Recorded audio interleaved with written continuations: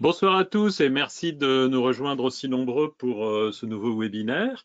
On espère que vous vous portez bien, que vous êtes confortablement assis, que le son fonctionne bien et que vous pouvez nous voir. Donc Antonio est depuis les studios Punto Photo, c'est juste, Non, Punto Studio Photo. voilà, en direct du Portugal et moi je suis à Paris aujourd'hui. On vous a préparé un petit programme assez sympa. On va vous expliquer le déroulement et puis ensuite la présentation va être lancée. On est encore en train d'accueillir beaucoup de gens qui rentrent là dans la plateforme, hein, donc on va patienter un tout petit peu. 235, 236, ça monte. Ouais, vous étiez plus de 850 à vous être inscrits, donc je pense que bon, c'est normal, hein. Il est 18 heures, il y a des gens qui rentrent du travail, d'autres qui en profitent pour finir le petit truc qu'ils ont à livrer, et puis ils sont avec nous. Alors, comment ça va se passer aujourd'hui? Format similaire, mais une petite différence quand même. Il y aura dans un premier temps la présentation d'Antonio. Ensuite, je vous parlerai des offres spéciales qui sont disponibles avec nos deux partenaires pour ce webinaire, les sociétés Profot pour tous les Profot de France, donc ça peut être en ligne, mais aussi si vous connaissez leur boutique. Et puis la société Graphique Réseau qui travaille essentiellement en ligne, mais qui a aussi un magnifique showroom. Donc les deux sociétés ont la possibilité de vous proposer une offre spéciale dont on parlera après la présentation d'Antonio. Suite aux offres spéciales, eh bien, on parlera de vos questions, en fait, hein, c'est vous qui allez poser les questions, et ce sera la session questions-réponses d'Antonio. Donc ça, c'est le format classique. Et puis, Antonio vous a préparé un petit bonus dont il va vous parler. Donc, regardez attentivement la présentation qu'il va faire et il va vous dire pourquoi. À moi, c'est moi qui dois parler là, ça y est? Ben oui. Attends. Alors, cette présentation, donc je vous ai préparé une petite vidéo bien sympa. Et l'idée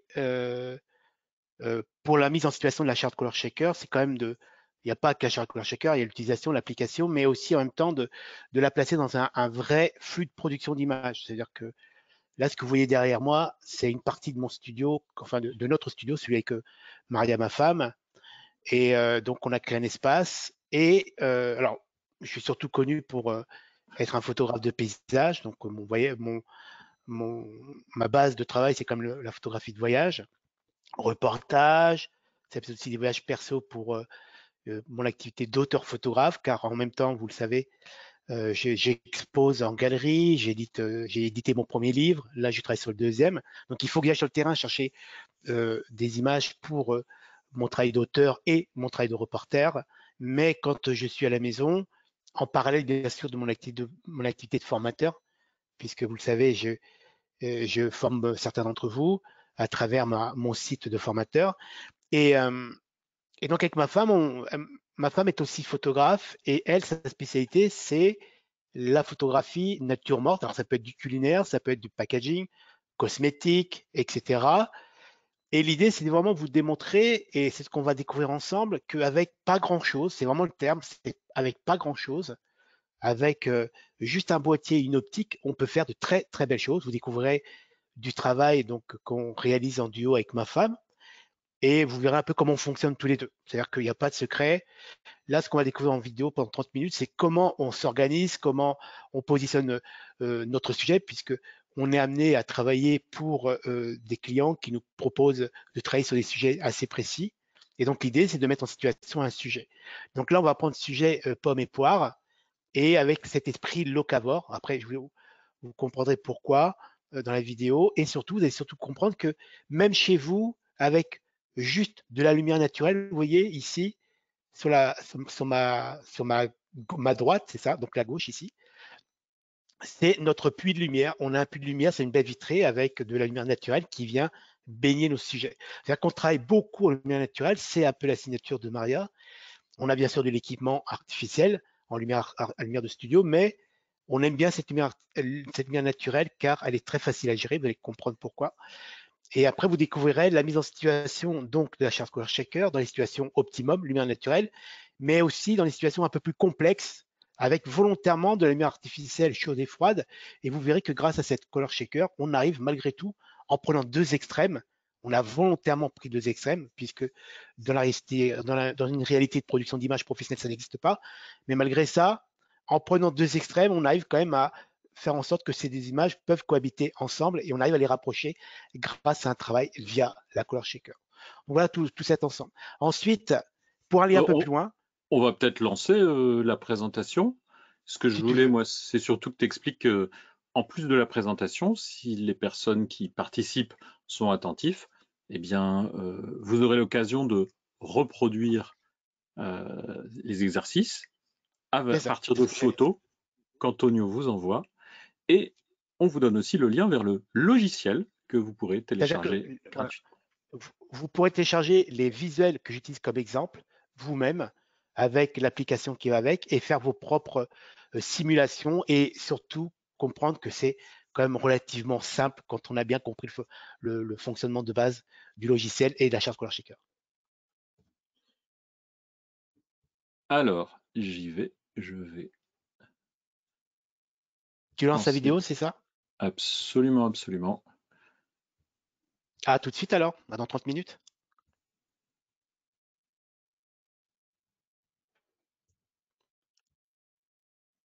Tu es toujours à l'écran, en plus de la vidéo.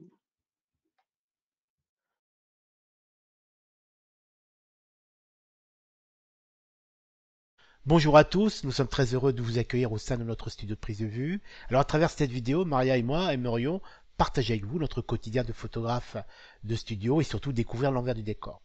Pour ma part, vous me connaissez, en tout cas certains d'entre vous, comme photographe donc de paysage, que ce soit paysage naturel, architecture. Je suis aussi reporter terrain, auteur photographe et bien sûr formateur photo. Nous avons la chance, Maria et moi, de posséder notre propre studio de prise de vue et nous travaillons régulièrement à l'édition d'images de composition nature morte, comme les images qui défilent actuellement à l'écran, que ce soit sur le thème food, cosmétique, etc. Cette activité est l'activité principale de Maria, mais c'est vrai que nous aimons, quand ça nous est possible, donc travailler tous les deux avec, à chaque fois, des tâches bien réparties. Alors pour ma part, je m'occupe plutôt de la partie technique et Maria s'occupe de l'essentiel quand on travaille en photographie nature morte, c'est le choix du stylisme, donc choix des produits de qualité toujours bien sûr dans le thème de la composition et la partie la plus importante, l'essentiel, celle qui va donc permettre de proposer un beau travail en nature morte, c'est la mise en place des sujets, donc des produits à photographier dans un environnement, dans une composition. Alors on va découvrir tout ça au niveau de la vidéo, mais c'est vraiment très important. Et cette partie est une partie que je confie très volontairement à Maria, car je n'ai pas cette patience, elle a en tout cas la patience qu'elle a, de poser les produits, de les mettre en situation avec de la décoration, travailler sur les plans, etc., recherche de lumière. C'est vrai que elle est beaucoup plus sensible à ce genre d'approche photographique que moi, qui je suis plutôt quelqu'un de terrain. Alors si on devait définir en quelques lignes l'identité photographique de nos natures mortes, enfin je dirais plutôt les natures mortes de Maria, ce serait choix des produits de qualité, quand cela nous est possible dans un esprit locavore, rechercher les produits les plus proches de chez nous, recherche systématique d'harmonie au niveau des couleurs, donc car c'est très important, mais principalement ce qui identifie ce travail photographique, c'est le choix volontaire et assumé de travailler sur des lumières naturelles sans utiliser donc de lumière artificielle de studio. Toutes les compositions qui défilent à l'écran ont toutes été réalisées en lumière naturelle avec une recherche systématique au niveau de la qualité des lumières, donc l'orientation des lumières par rapport au sujet, que ce soit une lumière rasante de droite, de gauche, contre-jour, lumière chaude, lumière froide. Tout ce travail se fait bien sûr directement à la prise de vue avec toujours ce souci de qualité de lumière pour valoriser, bien sûr, c'est très important, au mieux le sujet. Alors pourquoi avons-nous décidé, Maria et moi, de travailler en lumière naturelle? Alors attention, il y a des avantages, mais il y a aussi pas mal d'inconvénients. Mais pour nous, c'est un choix car on considère la lumière naturelle comme la plus belle lumière car elle est naturelle. Et en plus, quand on travaille en situation de lumière naturelle, il est beaucoup plus facile de gérer la qualité des rendus au niveau des couleurs, même si on utilise malgré tout une charte de couleurs. Mais si on regarde globalement les images, on a quand même cette sensation de belle lumière, très très douce. Les ombres sont douces, c'est-à-dire que les ombres soulignent les éléments. donc qui permet donc de faciliter la lecture. La lecture de l'image est confortable. Chaque produit est identifié par sa lumière mais par son ombre. Malgré tout, on a une vraie douceur. On n'a pas d'ombre très marquée. Alors bien sûr, des fois, on a besoin d'avoir des ombres marquées. Ça dépend encore une fois du choix de la charte stylistique ou du graphisme désiré par le client. Mais globalement, on aime bien travailler sur des lumières très très douces qui apportent, qui donnent ce confort de lecture de l'image qui est très intéressant. Et en plus, on le sait d'expérience, qu'obtenir ce genre de rendu, encore une fois, avec cette lumière tout en douceur, très enveloppante, sans excès, c'est un peu plus compliqué. En tout cas, ça demande un petit peu plus de travail quand on va utiliser notre matériel d'éclairage artificiel, donc notre matériel de studio. Par contre, si je fais la comparaison entre de la lumière naturelle et de la lumière artificielle de studio, elle a quand même un très gros désavantage. En lumière naturelle, je ne suis pas sûr d'avoir la même qualité de lumière tout au long de la journée. En studio, c'est pas le cas. Si j'utilise de la lumière artificielle, je vais pouvoir faire mes réglages le lundi, que ce soit au niveau de l'intensité lumineuse, que ce soit au niveau de sa température de lumière, et ces paramètres, je sais que je vais pouvoir en profiter toute la semaine sans aucune variation. En lumière naturelle, c'est pas le cas. Imaginons, par exemple, que je travaille sur un projet personnel ou même un projet professionnel. Je commence avec Maria notre première session de prise de vue le matin pour envoyer quelques clichés à l'autre client. On lui envoie les premiers clichés avec une situation de lumière bien précise, celle du moment. Que le client prenne son temps, c'est-à-dire qu'il va nous répondre au bout de 3 heures en disant voilà, c'est bien, j'aime beaucoup la composition, j'aime beaucoup la qualité de la lumière, j'aime beaucoup le rendu. Par contre, j'aimerais bien déplacer un peu quelques fruits à droite ou à gauche pour ajuster la composition. Donc, on va donc ajuster notre composition et on va donc refaire une séance, enfin une session de prise de vue, adaptée donc aux modifications du client. Mais entre-temps, cette lumière a forcément évolué. C'est-à-dire qu'entre le matin et le fin de matinée, on n'a pas forcément la même intensité lumineuse, on n'aura pas forcément aussi la même température de lumière. Donc le seul moyen que l'on a de garantir une cohérence, une cohésion entre la qualité de la lumière, l'intensité de cette lumière et aussi sa température, c'est d'utiliser une charte de couleur. C'est le seul moyen qu'on a donc à disposition pour être sûr que toute une session de prise de vue qui est réalisée du matin au soir, on est assez facilement, qu'on trouve comment dire assez facilement une cohérence, que ce soit au niveau de la qualité de la lumière, de sa température et aussi bien sûr au niveau des rendus couleurs. C'est donc ce qu'on va découvrir ensemble au niveau de la pratique. Par contre, pour finir sur ce sujet, la lumière naturelle a quand même un très très gros avantage, c'est qu'elle est totalement gratuite. Il n'y a pas besoin de gros investissements, à part peut-être quelques réflecteurs ou quelques diffuseurs pour pouvoir donc la contrôler un petit peu plus. Et c'est vrai que là-dessus, financièrement, c'est vraiment très très intéressant.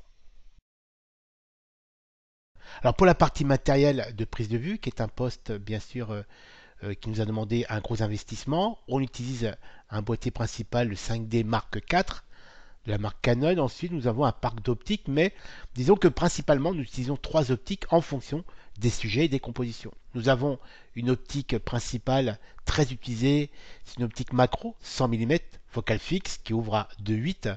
Ensuite, on a une focale fixe à 50 mm qui ouvre à f1.4. Et une troisième optique un peu moins utilisée, mais qu'on utilise quand même pas mal de fois, c'est une optique 24-105 qui ouvre à f4. Alors toutes ces optiques sont bien sûr de la marque Canon. Nous possédons aussi une rotule micrométrique qui permet, grâce justement à la micrométrie, de pouvoir aller chercher des cadrages très précis.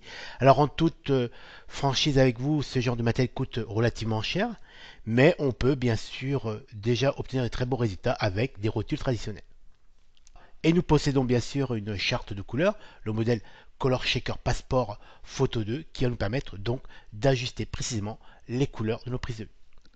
Alors si cette vidéo vous donne envie de travailler sur ce genre de composition nature morte et que vous deviez investir dans une optique, je vous conseille fortement de commencer par une toute petite optique comme celle que nous utilisons souvent, l'optique 50 mm focale fixe qui ouvre à 1.4. Alors c'est une optique qui coûte moins de 300 €. Alors ce petit caillou, à ce prix qui est très abordable, a un rendu piqué exceptionnel et franchement, avec ça, on peut déjà réaliser de très très belles choses. Maintenant, on va découvrir ensemble notre espace de travail, donc notre espace dédié à notre activité de photographe, notre studio de prise de vue. Et dans la présentation, nous avons annoncé que nous avions décidé de travailler en lumière naturelle, bien sûr quand cela nous est possible. Nous avons comme source lumineuse une baie vitrée, une grande baie vitrée qui est orientée plein est.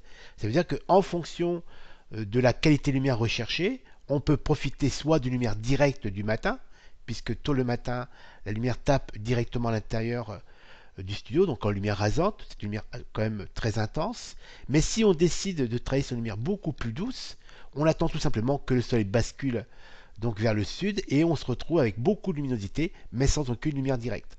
Ça permet donc encore une fois de choisir entre une lumière directe très marquante qui va donc provoquer des ombres un peu plus marquées comme on peut le voir sur cette composition, mais on peut aussi décider de travailler sur une lumière beaucoup plus douce, tout aussi lumineuse, mais beaucoup plus douce pour trouver des ambiances un peu plus soft, on va dire, avec des ombres un peu plus douces. L'avantage d'utiliser de la lumière naturelle, utiliser cette baie vitrée parfaitement orientée plein est, va nous permettre, en fonction de l'heure de prise de vue, de choisir la qualité de lumière. Si on a besoin, par exemple, d'essayer de la contrôler, de l'orienter, on peut bien sûr utiliser un grand diffuseur. On en a un très très grand, on a quelques réflecteurs, donc soit doré ou argenté pour réchauffer ou refroidir la lumière, mais on le sait parfaitement quand on travaille en lumière naturelle, malgré que la baie vitrée est parfaitement orientée, on sera forcément lié donc aux conditions climatiques. Donc voilà pour la découverte de l'envers du décor. Maria et moi, on avait vraiment envie de partager avec vous notre espace de travail, notre studio, notre mode de fonctionnement, avec des choix, comme vous l'avez découvert, de travailler en lumière naturelle quand cela est possible. Alors bien sûr, nous possédons aussi du matériel lumière de studio. Et maintenant, on va vous proposer de passer directement à la mise en application, donc directement sur un exercice de prise de vue, sur le thème pommes et poires, de découvrir comment nous fonctionnons et surtout comment on va appliquer la charte Color Shaker. Quand on travaille sur une composition nature morte, on a toujours un sujet principal.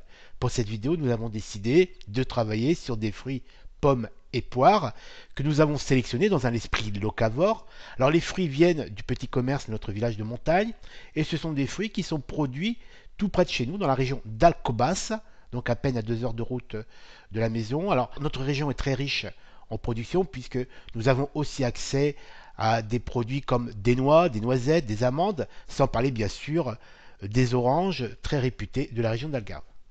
Alors quand nous avons sélectionné les fruits, pommes et poires, nous avons volontairement choisi des fruits imparfaits pour accentuer le côté production locale, production bio.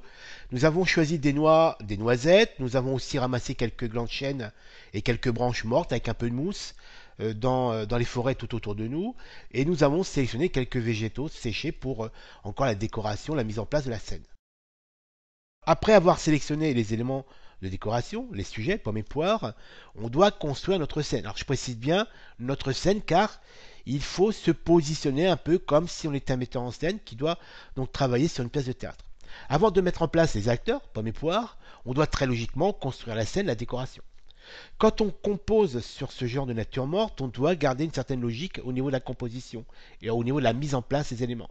Un peu comme une photo de classe, on met les petits devant, les grands derrière. Donc c'est-à-dire qu'on a commencé, Marie et moi, par mettre en place les éléments les plus volumineux, les branches, avec de la mousse, etc., comme on peut le voir sur la photo. Et ensuite, on a construit notre scène, donc du fond, donc les branches, vers l'avant, en mettant les éléments de plus en plus petits. Tout ça, bien sûr, pour construire notre scène de théâtre, notre décoration, avant de placer les acteurs, encore une fois, les pommes et poires.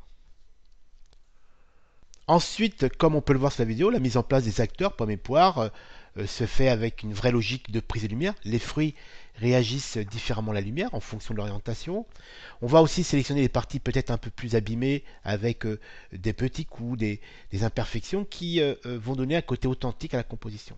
Alors cette partie qui demande quand même pas mal de temps, je la laisse volontairement à Maria qui a la patience que moi je n'ai pas. Il faut positionner les fruits, les orienter, voir si l'harmonie entre eux fonctionne très bien au niveau des choix de couleurs, les pommes, les poires, etc. Ça prend du temps. Et là-dessus, non seulement j'aime la patience de Maria sur cette partie-là, et j'aime aussi sa sensibilité car cette sensibilité est très intéressante pour la composition et elle enrichit vraiment la composition. Donc voilà, la scène a été construite, les acteurs sont en place, on peut maintenant passer à la prise de vue. Alors pour la partie prise de vue et application de la charte Color Shaker concrètement, donc dans une session de prise de vue, on a décidé de vous proposer 3 situations de prise de vue, 3 lumières différentes. Une première lumière donc totalement naturelle, beaucoup plus simple à gérer. Malgré tout, on va très vite comprendre que la Color Shaker nous permet d'être un peu plus précis, donc de repousser un petit peu plus loin la recherche de fidélité des couleurs. Et ensuite, on a décidé de vous proposer deux autres prises de vue en situation de lumière un peu plus compliquée, donc la lumière artificielle de studio, avec volontairement donc une lumière chaude et une lumière froide. On a donc réalisé trois prises de vue en utilisant la Charge Color Shaker et maintenant on va découvrir ensemble via Lightroom comment gérer ces prises de vue, donc les prises de vue référence avec la Charge Color Shaker et ensuite l'édition d'un profil de calibrage et ensuite l'application sur nos sessions de prise de vue.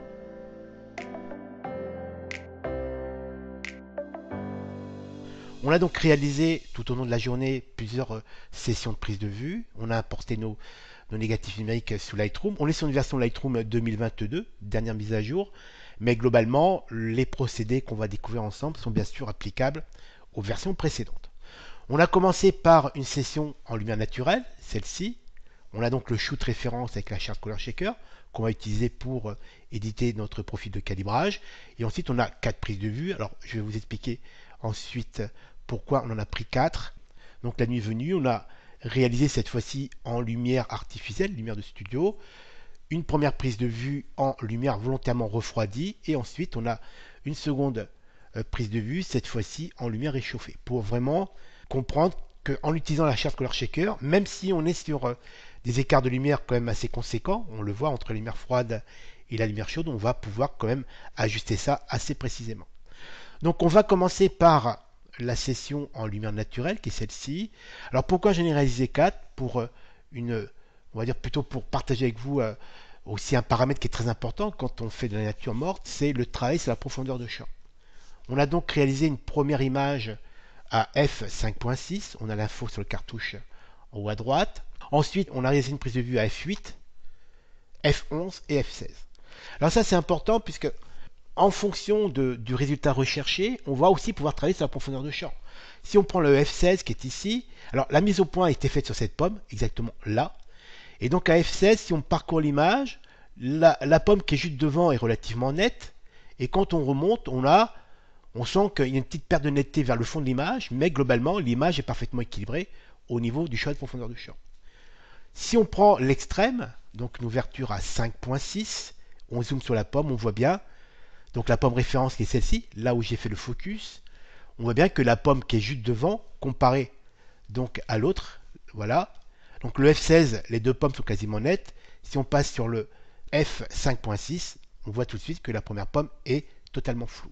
Et si on remonte, on voit bien tout de suite qu'on part au flou. C'est-à-dire que sur la prise de vue à 5.6, on a un champ de netteté qui est quand même relativement court. Quand vous allez réaliser vos séquences de prise de vue, après avoir mis en place votre nature morte, vous pouvez aussi faire des choix purement techniques au niveau du rendu final de votre image en travaillant sur la profondeur de champ. Donc nous, on veut plutôt une profondeur de champ qui soit un peu restreinte, parce qu'on aime bien travailler sur la profondeur de champ, surtout en nature morte.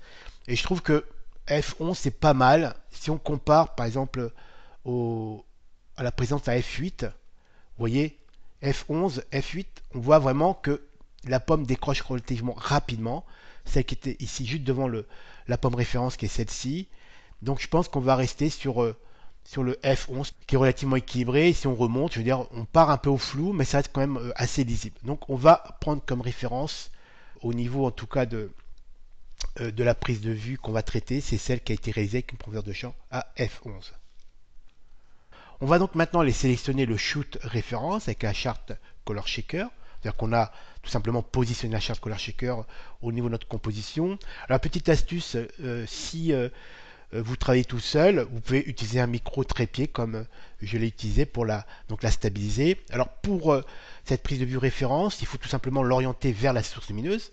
Comme notre source lumineuse est une source naturelle qui vient de la baie vitrée, on l'a légèrement orientée vers la baie vitrée et on va tout simplement réaliser une prise de vue parfaitement exposée. Donc que ce soit avec la charte Color Shaker ou pas, en tant que photographe, il faut bien exposer. Donc on a tout simplement bien exposé notre charte Color Shaker. On a évité tout simplement d'être cramé au niveau des hautes lumières et on a mis en lumière, enfin en balance des blancs automatique. Donc on a réalisé cette prise de vue qu'on va donc utiliser pour éditer notre profil. Donc dans un premier temps, sur la base de cette prise de vue, sans rien modifier, on ne modifie strictement rien, on va l'exporter au format DNG, on va aller sur Fichier, Exporter au format DNG, on le met sur le bureau, hop, Donc l'image a été exportée au format DNG, la voici, elle est ici. Je vais aller lancer le logiciel, donc Color Shaker Camera Calibration. Le voici, je vais agrandir un peu la fenêtre. Alors moi je vais choisir de travailler avec le format DNG puisque je travaille avec Lightroom. Par contre, si vous travaillez par exemple avec Capture One, vous devrez utiliser la version ICC en l'exportant au formatif. On est sous Lightroom, donc c'est le format DNG. Je prends le visuel référence et je le glisse-dépose directement au milieu de l'application. Le logiciel va tout simplement prendre en compte le fichier référence en DNG et va donc identifier la charte Color Shaker. On le voit, il a parfaitement identifié la charte Color Shaker, il a parfaitement identifié les patchs de couleur référence. Si par exemple il vous arrive dans une situation de prise de vue que les patchs ne soient pas vraiment en place, vous pouvez les déplacer. Vous voyez, vous avez des petites clés des petits points verts sur le côté, vous en chopez un comme ça, et hop, vous pouvez faire en sorte que les mesures avec les pages références soient vraiment au centre des patchs de couleur. Mais vous voyez, c'est quand même, on va dire globalement, ça marche relativement bien. Et quand vous faites votre shoot référence, disons qu'il faut que la charte représente peut-être 20%, peut-être 25% de votre composition pour que le logiciel la détecte très facilement. Si ce n'est pas le cas, vous pouvez le faire donc manuellement. Je vais pouvoir maintenant créer un profil. Je vais aller tout simplement ici, créer un profil. Donc là, bien sûr, il demande de l'enregistrer. Donc automatiquement, n'oublions pas qu'un profil de calibrage boîtier est lié à un boîtier. C'est-à-dire que le profil que je vais éditer maintenant, c'est un profil qui est valable dans une condition de lumière sur un boîtier bien précis. C'est-à-dire que le profil, je ne peux pas vous le donner, même si vous avez un Mark 4, je ne peux pas vous le donner, puisque votre capteur n'est pas forcément le même que le mien. Les capteurs vieillissent avec le temps, c'est-à-dire qu'un capteur qui a 9 ans n'a pas les mêmes capacités à rendre et à restituer la fidélité des couleurs comme un capteur qui est tout neuf. Plus votre capteur est vieux, plus vous aurez des écarts et plus ça sera intéressant d'utiliser une charte Color Shaker. Donc là, on est sur un OS 5D Mark IV et je vais mettre au bout Lume Nat, je veux dire lumière naturelle tout simplement. Donc le logiciel va aller enregistrer le profil là où il faut, donc dans le bon fichier. Alors moi je suis sur Mac, hein, donc après sur PC c'est à peu près pareil, sur caméra profile, et je fais enregistrer. Là, il a tout simplement donc lancé l'activation, la création du profil. Il va analyser les patchs de couleurs. En gros, il va comparer les rendus couleurs de mon shoot référence par rapport à des références usines pour éditer un profil qui va compenser certaines pertes au niveau de certaines couleurs. Le profil a été créé correctement. Vous devrez peut-être redémarrer les applications utilisant le profil pour pouvoir y accéder. Je fais OK. Je quitte l'application. Et maintenant, j'ai quitté Lightroom. Je relance Lightroom. Hop. Formation. Alors, j'ai plusieurs galeries en fonction de mon activité. Donc là, c'est la galerie qui correspond donc à mon activité de formateur. Donc là, on a le shoot référence. Si maintenant, on va les regarder au niveau des profils, donc réglage de base, ici, couleur, on va aller sur parcourir. Et là, on a le profil qui est ici. Alors, vous avez tous les profils habituels qu'on trouve sur Lightroom. Mais par exemple, moi, j'ai ici donc Canon OS 5D Mark IV, lumière naturelle. Ça fait que je clique dessus pour l'appliquer. Vous voyez, il a bien été appliqué au niveau du profil. Si on regarde avant-après, avant on était comme ça, maintenant on est comme ça. Si on zoome un peu plus sur les couleurs, donc ça c'est le shoot de base, on a déjà des couleurs qui sont relativement intéressantes, mais si on compare avec l'utilisation de profil de calibrage, regardez, le bleu est beaucoup plus beau. On a le cyan ici primaire qui est beaucoup plus beau.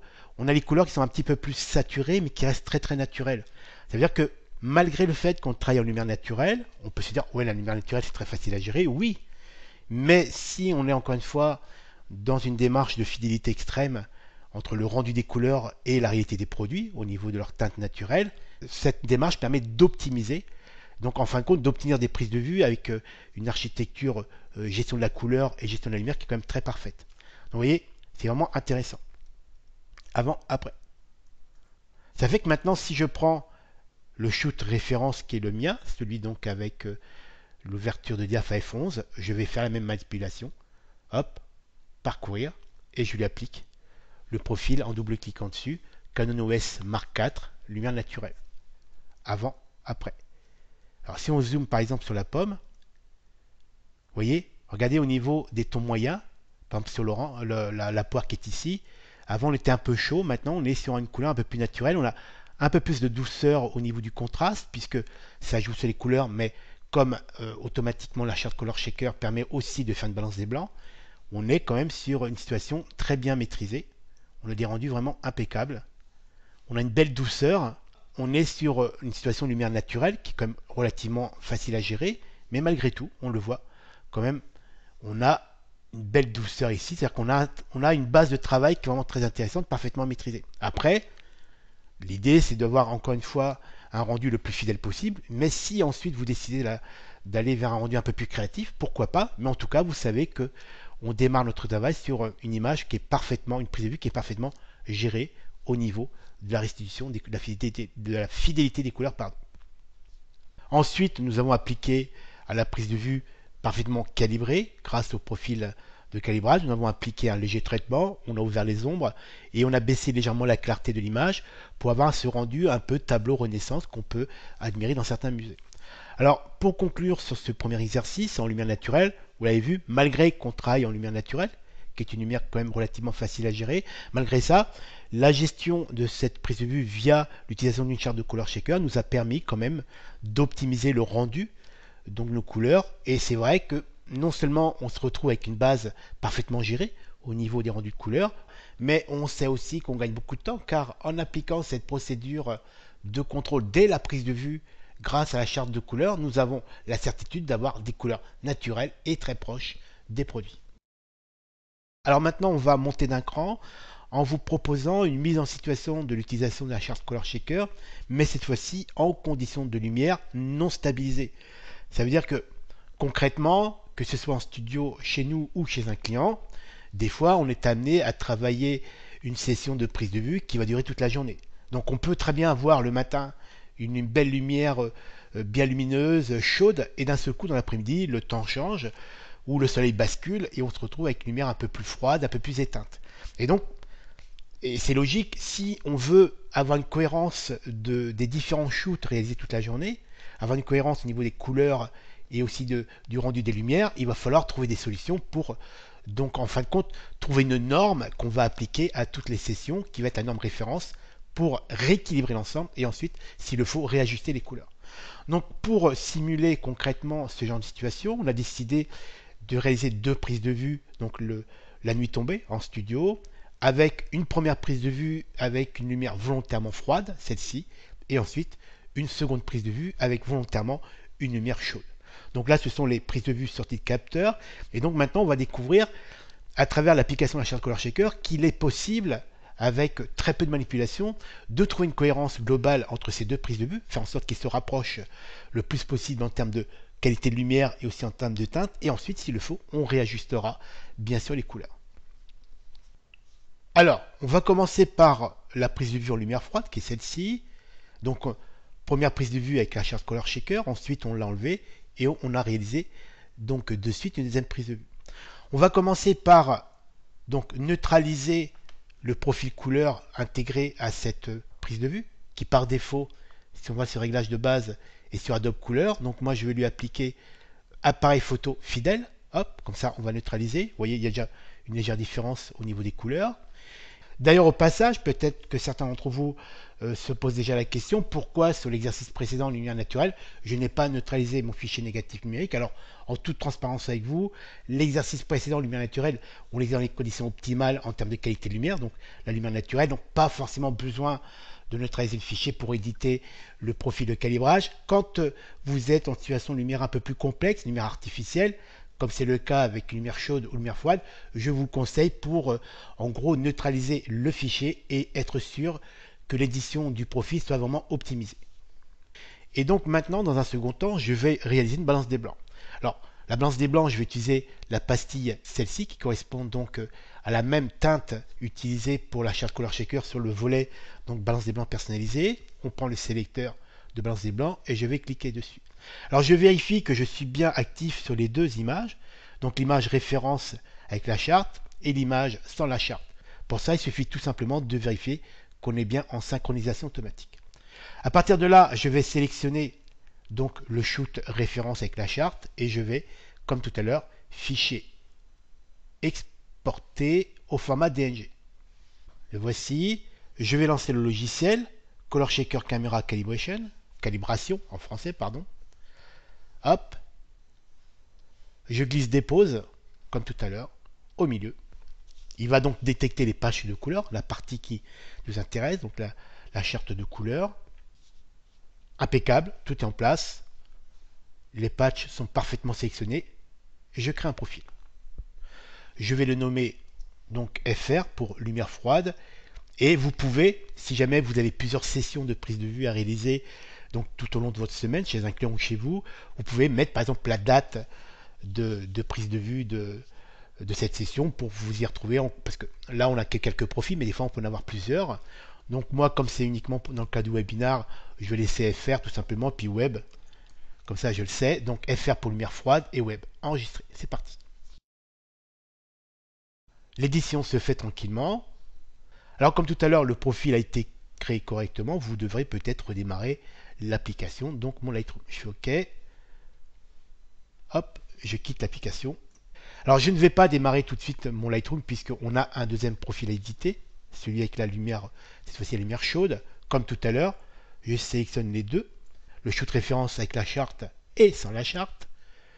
Couleur comme tout à l'heure, appareil photo fidèle. OK. Et là, je fais une balance des blancs. Je prends le patch référence qui est celui-ci, donc le patch numéro 2.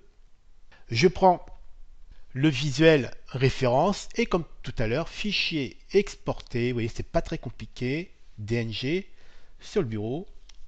Le voici. CH, donc lumière chaude.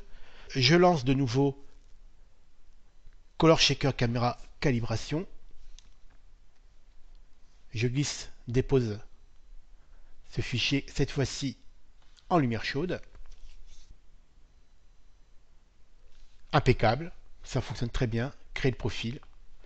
Et là, je vais l'appeler CH show-web pour webinaire. Voilà, enregistrement. Création du profil. Impeccable, comme tout à l'heure, le profil a été créé correctement. Vous devez redémarrer l'application. Hop, je ferme le fichier, je quitte Camera Raw, je quitte le logiciel de calibrage et là je vais redémarrer mon Lightroom. Je le relance. Là, très logiquement, comme tout à l'heure, comme l'exercice précédent, le plugin donc qui a été installé directement dans le logiciel Lightroom a mis en liaison donc le logiciel de calibrage avec Lightroom et donc les profils sont automatiquement reconnus. On les voit ici. Parcours. Et vous voyez, ils sont là tous les deux. Donc lumière chaude, CH, FR pour lumière froide.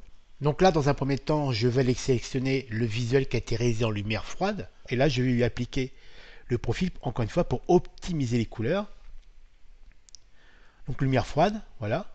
Je double-clique dessus. Il a bien été pris en compte. FR pour lumière froide, webinaire. Je sélectionne maintenant le deuxième shoot, cette fois-ci réalisé sur une base de lumière chaude, lumière artificielle. Celui-ci, je vais l'appliquer l'autre profil. Donc CH, lumière chaude. Alors maintenant, si on fait des avant-après sur les deux prises de vue, alors celle-ci, je vous le rappelle, c'est une prise de vue en lumière froide. Donc avant, on était comme ça. On l'avait rendu quand même relativement bleuté, un peu froid. Et maintenant, en réajustant donc avec une balance des blancs grâce à la charte Color Shaker et bien sûr aussi l'application du profil, on a des couleurs un peu plus naturelles. On voit par exemple au niveau de la noisette, avant on avait des couleurs un peu froides, un peu éteintes, et d'un seul coup on a un beau marron noisette. Et si on parcourt le reste de l'image, on a quand même des belles couleurs. Avant, après, vous voyez. Donc c'est-à-dire que globalement, l'image a été rééquilibrée au niveau du rendu couleur. Mais après, attention, on peut bien sûr décider de modifier, de réajuster globalement l'ambiance en fonction de son choix personnel, en fonction du choix du client. Mais en tout cas, on sait qu'on a une base de travail référence qui est parfaitement équilibrée. Si maintenant on regarde la version donc en lumière chaude, avant on était comme ça, on voit bien que tout est jauni, etc. Ça manque de finesse. Et si on regarde par exemple les pommes, regardez, avant on était comme ça, tout était exagéré, tout était voilé par ce voile de jaune apporté par l'éclairage chaud. Et maintenant on a un rendu beaucoup plus naturel.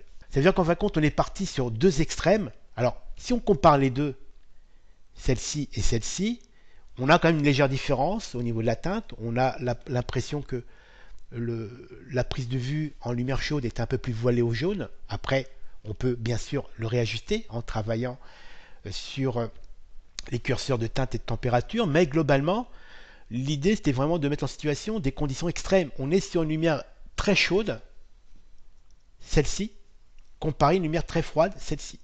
Ça veut dire que malgré le fait d'avoir travaillé une session sur deux conditions de lumière extrêmes, on est vraiment dans une situation extrême pour vraiment mettre en avant l'efficacité de la charte Color Shaker.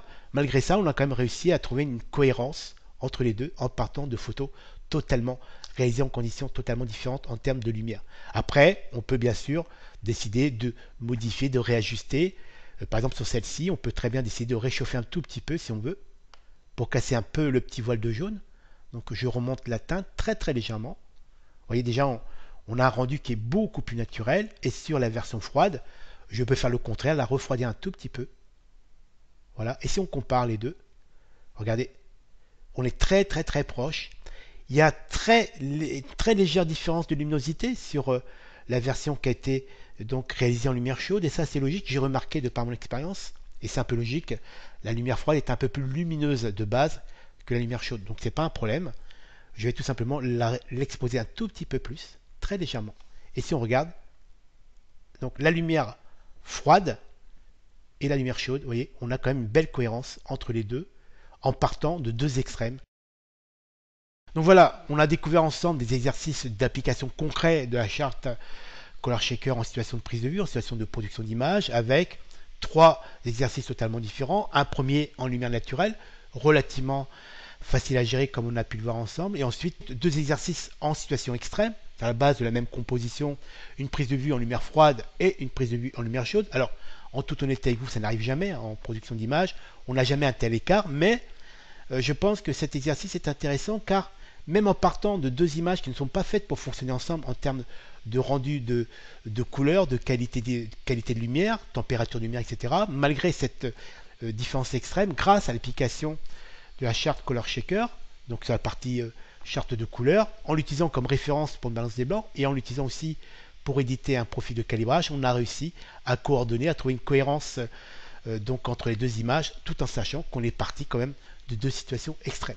Donc j'espère que ces exercices vous auront permis de mieux comprendre, de mieux appréhender l'application et le fonctionnement de la charte Color Shaker en mode de production d'images. Et donc maintenant, je vous propose de passer aux questions-réponses.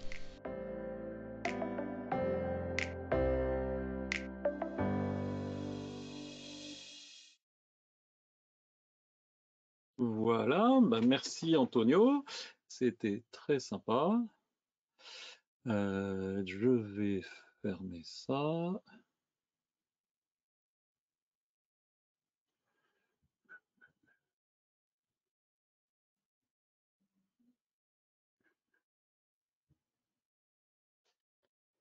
tout cas, j'espère que ça a plu.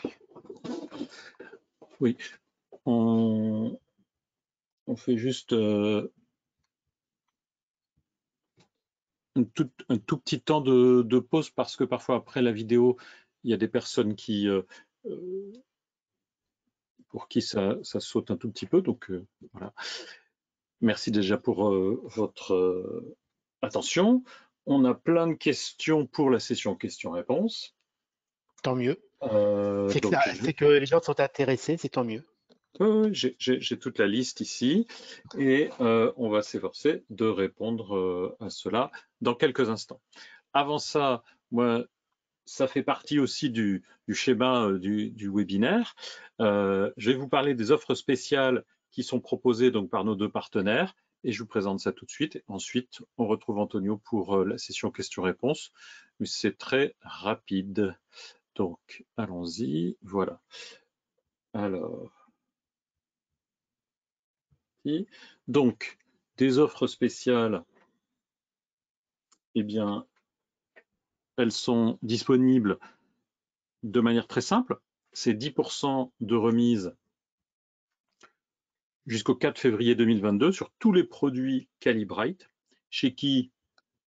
Chez Graphic Réseau et chez Profot, avec un code spécial qui est Calibrite 10. Voilà, on n'a pas fait compliqué.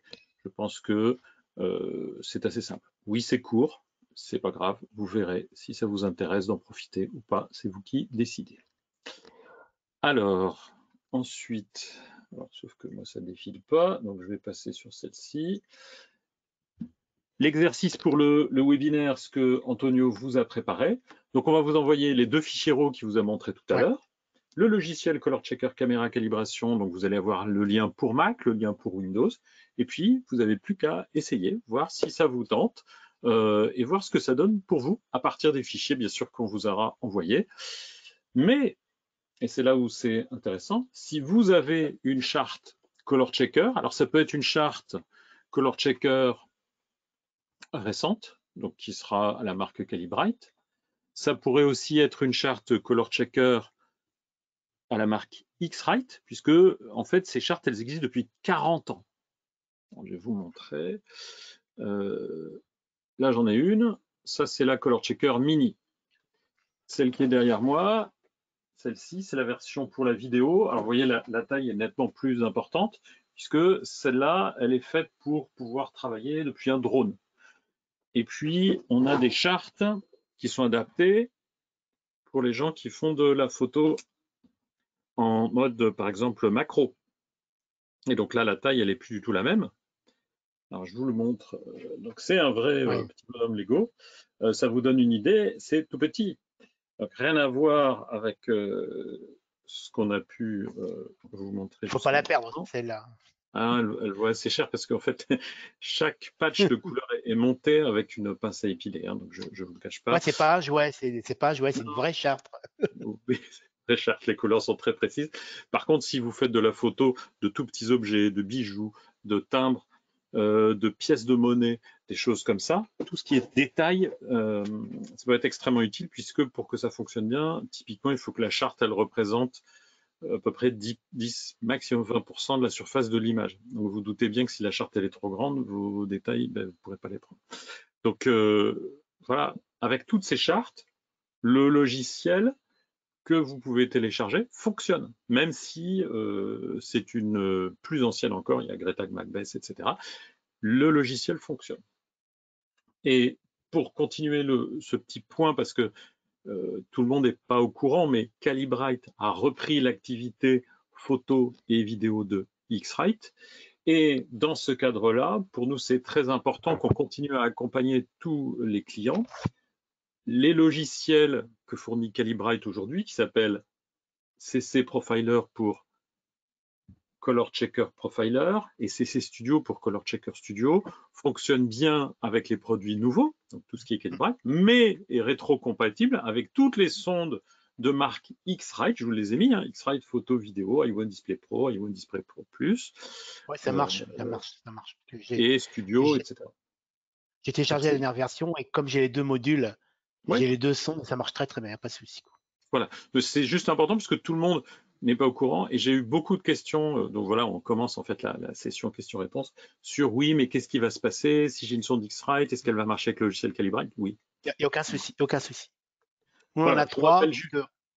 On en a trois puisqu'on a trois postes de retouche. Moi, j'ai mon poste de travail. On a un poste studio et un poste de travail de Maria.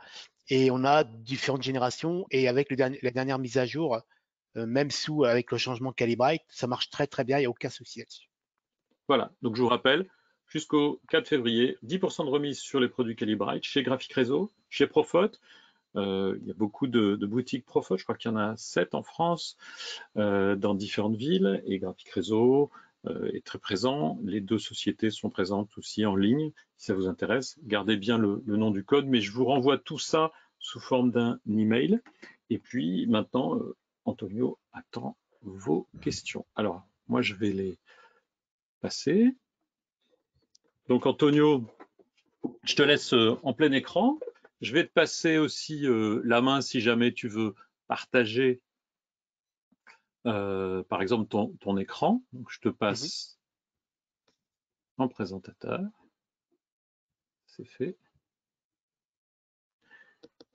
Et on va faire le jeu des questions-réponses. Alors, il y avait une question d'Antonin. Le profil de boîtier, c'est super. Mais du coup, on peut travailler la couleur sans avoir besoin de calibrer son écran? Ah non, non, euh, c'est tout est lié. C'est-à-dire que tout, tout ce travail de recherche, parce que pourquoi? Parce qu'il faut bien comprendre la philosophie de tout ce qui est gestion à travers différents postes, le calibrage, donc l'utilisation d'une charte de couleur sur la prise de vue, la gestion de nos écrans, la gestion de nos imprimantes, c'est qu'en fin de compte, quand on travaille et qu'on décide d'aller jusqu'au bout de l'histoire, de proposer des visuels et des prises de vue de produits les plus aboutis possibles, il faut obligatoirement, et ça c'est important, gérer chaque poste. C'est-à-dire que si on fait tout ce travail sur nos prises de vue, comme on l'a fait avec la charte Color Shaker, et qu'on prend nos images sur un écran qui n'est pas calibré, il n'y a aucun intérêt. Alors, après, on peut se dire, oui, ok, mon écran n'est pas calibré, c'est un modèle qui est un peu dépassé, qui n'a pas la finesse de restitution des couleurs. Voilà, je sais, je suis conscient que cette qualité d'écran n'est pas optimum. Je vais tout simplement faire confiance à mon fichier puisque de toute manière, il a été parfaitement géré, calibré. On peut imaginer que à la sortie, en impression papier, la qualité sera bonne. Mais dans un flux, encore une fois, parfaitement maîtrisé, il faut quand même qu'il y ait tout. C'est-à-dire que on ne peut pas faire tout ce travail-là pour prendre ça sur un écran bureautique qui est à peine capable d'afficher le sRGB et qui est mal réglé, quoi. Donc, Moi, j'aurais tendance à dire, si tu es d'accord, que autour de la gestion de la couleur, le préalable, qu'on travaille ici sur le profil boîtier. Donc, on fait un profil pour l'appareil photo et la scène, en fait. On essaie de capturer les conditions exactes de prise de vue, ou que ce soit pour un profil d'impression, il y a un préalable qui est de calibrer son écran. Parce que beaucoup des décisions que vous allez faire, vous allez les faire sur votre écran, celui sur lequel vous travaillez. Et s'il est calibré, eh bien, il reproduit la nature réelle de votre fichier de la manière la plus neutre possible, sans dérive. Si jamais votre écran n'est pas calibré, ou s'il a une dérive, on ne sait rien, vers le magenta, le vert ou autre, il va vous induire en erreur pour vos décisions. Et c'est dommage. C'est-à-dire que enfin, c'est-à-dire que du gâchis. le problème, c'est que si on travaille à distance avec un client et qu'on veut avoir cette garantie que parce que des fois les validations d'images se font à travers des écrans qui ne sont pas forcément calibrés. Donc moi, pour que je puisse garantir à mon client que l'image qu'il voit, ce sera vraiment une belle image et que c'est pas une image modifiée selon son iPad ou selon son téléphone, parce que si, des fois, malheureusement, ça se fait comme ça, c'est que moi, pour avoir cette garantie et pouvoir me positionner en tant que professionnel, écoutez, moi, je vous garantis que ce sera bon, il faut que je travaille au minimum sur un écran calibré. Ça, c'est logique. On passe à une question suivante. Deux questions sur le côté physique. Physiquement, c'est grand comment? Tu en as une là où tu peux la montrer et Voilà. comment Mais est-ce ça que se les gens présente? me voient ou est-ce Ouais, que c'est ouais, on te voit, il n'y a que toi là. regardez, c'est Voilà. ça. C'est la Et taille d'un tu passeport. C'est pour ça que ça s'appelle passeport. Parce qu'en fin de compte, si vous la repliez, ça, c'est la taille d'un passeport. Et croyez-moi, ceux qui me connaissent, qui me côtoient, savent que je suis très souvent sur le terrain. Et c'est vraiment très, très bien parce que c'est du costaud. Ça traîne souvent dans le fond de mon sac. Parce que pourquoi? C'est que il y a aussi un paramètre qu'il faut intégrer, c'est que demain, on peut être amené tout simplement à les photographier si j'ai un client. Je ne sais pas, la boulangerie de votre quartier vous dit, tenez, je vous ai vu, vous êtes photographe, est-ce que vous voulez photographier quelques pâtisseries? Vous n'allez pas vous débouler forcément avec 14 torches, des déflecteurs, des réflecteurs. Non, des fois, c'est en situation de prise de vue en utilisant la lumière utilisée par le magasin. Et là, on a un peu de tout, hein. On a du bon, du mauvais, du moyen. Et ça permet, c'est très pratique. On prépare sa compo, on la glisse tout simplement à côté de sa religieuse, on photographie, et après, on l'utilise pour faire le blanc et blanc et pour calibrer son boîtier. C'est très, très précis et ça permet d'être très souple en termes d'utilisation et ne pas forcément travailler du matériel, parce que des fois, encore une fois, on n'est pas forcément dans des situations, quand on va bosser chez un client, on n'est pas forcément en bonne situation en termes de lumière. Je te mets au défi. On imagine que tu es dans cette boulangerie. Ouvre la charte et donne-nous les conseils. Donc, toujours sur le côté physique, j'ai plusieurs personnes qui me disent, mais est-ce qu'il faut que ce soit bien en face? Et quels sont les conseils que tu donnerais? Alors, on Alors, peut la de poser tout, comme ça. ouais, c'est-à-dire que on peut la poser, vous savez, imaginons, je vais essayer de prendre un bouquin qui est là, voilà. Imaginez que vous avez la religieuse devant, là, ici. Par exemple, on va photographier mon bulldog. Voilà, ma petite mascotte. Vous voyez? Et donc, on va la positionner à côté et on va faire en sorte que la lumière qu'elle soit vraiment baignée par la lumière. C'est-à-dire que globalement, ce qui est intéressant, c'est que souvent, on est sur des sources lumineuses qui sont un peu différentes, mais le sujet lui-même est baigné souvent par la même qualité de lumière. Donc l'idée, c'est de l'orienter, peut-être même des fois de la poser un peu quand c'est possible. C'est pour ça que j'aime bien aussi, de temps en temps, avoir un petit micro trépied qui me permet, quand j'ai pas d'assistant, par exemple, de pouvoir la mettre comme ça, avec un micro trépied ou un objet, vous voyez, la poser comme ça. On va l'utiliser comme un objet pour la tenir et l'orienter pour qu'elle soit baignée par la lumière. Et à partir de là, on peut l'utiliser soit uniquement pour réaliser une balance des blancs avec, vous voyez, avec la deuxième pastille qui est ici, et celle qui correspond à la charte. Voilà, il y a ça aussi. On peut la Alors, poser, en fait, elle est faite pour. Et les conseils, si tu es d'accord, Antonio, c'est en fait, il faut qu'elle baigne effectivement dans la lumière que vous voulez capturer. Donc, si c'était du portrait, souvent on va la mettre soit juste devant, soit à côté du ouais. visage, par exemple. Si c'est un sujet, comme il vient de vous l'expliquer. Et Mais ce par qui est contre, tu important, vois, par contre, ouais, je te coupe, là, cette partie-là, pour moi, elle est plus dédiée pour tout ce qui est portrait parce qu'on peut jouer et régler la température. Mais par contre, moi, j'aime bien utiliser celle-ci. Et là, on ouais. peut pas la mettre on peut pas utiliser le trépied en fin de compte, puisqu'on n'a Ah, pas le volet en dessous. Donc là, dans les voilà. deux sens, ça marche. Et donc là, ça permet de. Non, mais il n'y a pas de souci. Et donc l'idée, c'est pas grave, par exemple, si la charte est légèrement floue. Ça Non, marchera. Par contre, ouais, il faut qu'elle soit bien exposée. exposer. Pas Tu me cramer. dirais, pareil pour toutes les photos, il faut qu'elle soit bien exposée. Bah, Mais pour que le il y a- logiciel puisse fonctionner, il faut que la charte soit correctement exposée, ni sur X, ni sous X. Donc c'est pour ça qu'il faut. Ah ouais, tu vois, regarde. En inversant le volet totalement, regarde, tu vois. On peut un petit peu, ouais. Mais après, des fois, tu vois, l'espacement ici, là, tu vois, ouais, mais tu vois, l'espacement que tu as Oui, là, je sais. des fois, On quand peut tu la glisses dans une poser comme il faut. composition, ouais, quand tu poses sur une composition qui est un peu précise, ça peut être embêtant. Donc j'aime bien avoir mon petit micro-tépi. Il est tout petit et ça me Très permet bien. de. Donc voilà, il faut surtout, et ça c'est important, c'est ce que tu as dit, il faut que ça soit bien exposé. Ouais. On est photographe, on expose bien ses photos de toute façon.